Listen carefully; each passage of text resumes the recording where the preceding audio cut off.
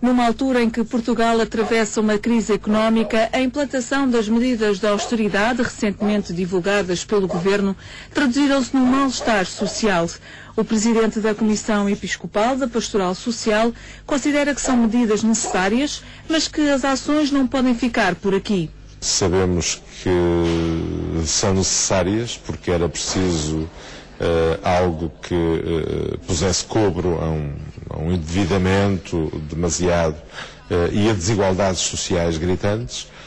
Esperemos que não fique por aqui e que haja coragem, porque a economia tem que ter coragem, as empresas têm que ser muito mais inovadoras nas ofertas que fazem e tem que haver um crescimento inteligente, durável e inclusivo, que são os 3 adjetivos que a Comecê dos Bispos Europeus disse na semana passada numa reunião de bispos dos assuntos da pastoral social e que também se aplicam perfeitamente a Portugal. E, portanto, tem que ser uma economia que tenha esta capacidade renovadora de atender a este problema. E por isso que tenha coragem, por exemplo, para organizar de modo novo o emprego. Porque as pessoas, um grande parte, no caso português, cerca vai para os 12% da população está desempregada, noutros países da Europa ainda mais. Para reduzir é preciso que haja partilha de emprego e as pessoas se sujeitem a ganhar menos para dar o lugar também o emprego a outros. E isso já está a acontecer em alguns países do norte da Europa, que chamam a economia inclusiva também desta dimensão inovadora e inclusiva, que seja inteligente e que seja também sustentada. E, portanto, não demos cabo da natureza. Nós estamos a destruir a natureza com a produção de bens que não são necessários. E é preciso que haja aqui uma quebra do consumo.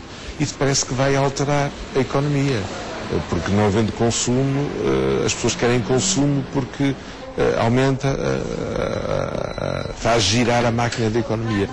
Mas uma economia inovadora só será possível se a política estiver ao serviço das pessoas e do bem comum. Por isso, Dom Carlos Azevedo apela à honestidade no tratamento das questões relacionadas com o orçamento de Estado. A economia tem que começar a ser mais capaz de não ir por este caminho e encontrar formas de resistir a este crescimento à custa do futuro. E isso exige, certamente, capacidade política, porque a política tem que controlar a economia. E como o Papa disse na Caritas in Veritate, isso não tem acontecido. A política tem andado um pouco à mercê e subserviente da economia. E é preciso o contrário.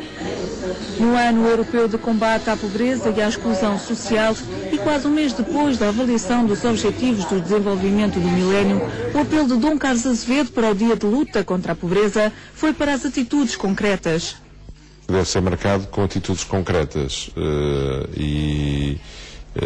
porque andamos de ano em ano e podemos depois não o acolher no coração para tomarmos cada um de nós algumas decisões.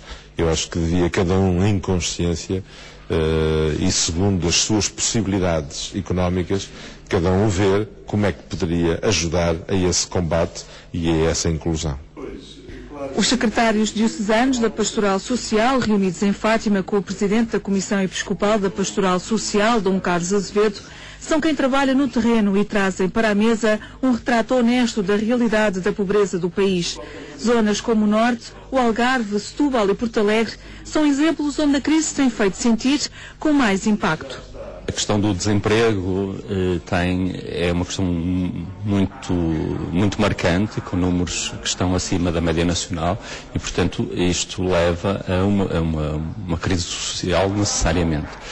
Como ainda hoje discutíamos, esta situação, de alguma forma, é minorada pela rede social, quer da Igreja, quer também das próprias pessoas.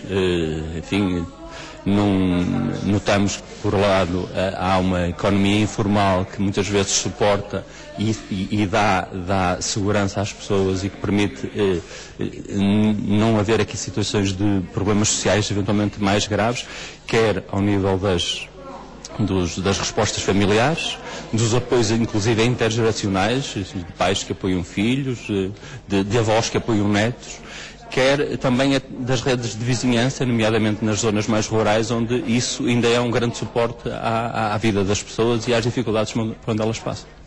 Há um movimento que vem já de antes da crise de quebra das indústrias transformadoras, das indústrias produtivas, e, portanto, haveria já, de antes da crise, de antes de 2008, um conjunto de falências sucessivas e que estavam a lançar as pessoas no desemprego.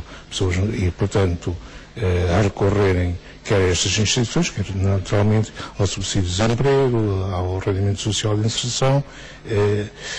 Portanto, se quisermos, não há um choque direto e imediato da crise, porque já havia um movimento de desagregação da economia local da cidade. E por isso a cidade tem, de facto, também procurado respostas. As respostas sociais da Igreja têm sido dadas em cada paróquia através da Cáritas ou da Sociedade de São Vicente de Paulo ou outro grupo de ação social. Há sempre uma intervenção junto dos mais pobres. Mas esta capacidade é motivo de uma preocupação cada vez maior quando se agudiza a pobreza. O problema pior é entre detectar e responder e que tipo de resposta e que tipo de capacidade de resposta que nós temos. Aí é que está uma dificuldade. Há aqui uma coisa que me parece clara. A Igreja, os cristãos partilham muito pouco. E, portanto, à hora de respondermos, mesmo em termos financeiros, que ainda toda a gente diz que é o que é mais fácil é dar, mesmo nesses termos, à hora de a gente responder também não tem reservas, não tem dinheiro, não tem fundos. E, portanto, a situação aí torna-se um bocadinho complicada. Não está tanto em perceber os casos da pobreza envergonhada, porque acaba mais ou menos por se manifestar. Há sempre alguém que sabe, há sempre algum parente, há sempre alguma pessoa destas que eu falei que estão atentas nas comunidades locais, cada um assinala. O problema depois, de facto, é a capacidade de resposta. Aí é que a gente ficamos um bocadinho limitados.